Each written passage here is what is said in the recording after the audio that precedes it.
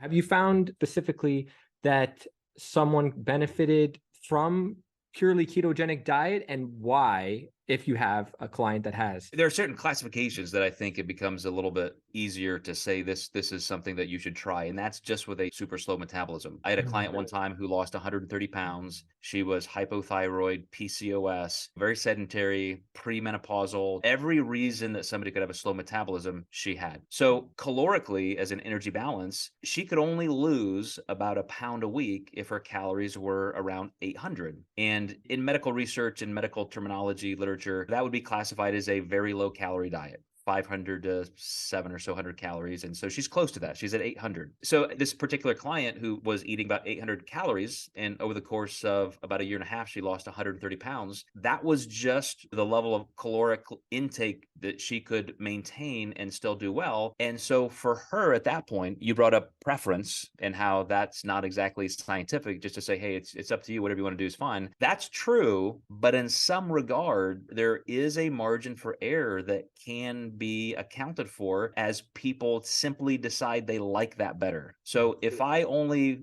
was able to eat 800 calories a day and I said, well, fat kind of fills me up a little bit more, I feel more sated that way. So maybe if I avoid starch at this meal or that meal and this, if I can cobble together a way that just makes it more viable for me, I can't say that's a bad idea, even if it's not exactly performing as high. As I said, a higher carb versus a lower carb diet aren't first and last place. They're actually closer to first and second place. Higher carbs, lower fat is going to be better every time. Doesn't mean that exchanging some carbs for fat is a bad move. And in those low calorie cases, I think it can help people.